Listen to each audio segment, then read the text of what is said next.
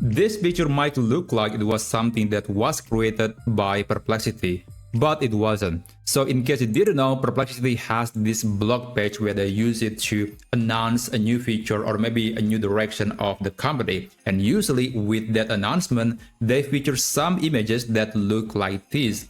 So these are just the distinct style that they kept using on their blog post. I have no idea about the exact name of these styles, but I believe these are just some examples that they built on their own. I think they're using some combination of AI and 3D software, and that's why we got that kind of unique look. So I was curious, how do I achieve this effect, this kind of style using AI? How to create an image but with the signature Perplexity style?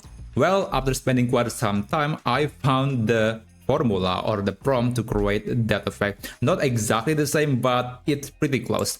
So this picture that I just showed you earlier, it was created on ChatGPT. So does this picture. So let me show you on how you can achieve this effect using ChatGPT. Alright, first let's go to chatgpt.com and then log in with your account. And here I'll try to create a picture of someone, let's say using a smartphone. Let's try that. So generate a picture of a man using a smartphone, and then I guess it is in a office building in the evening setting, and the aspect ratio would be 16:9 aspect ratio.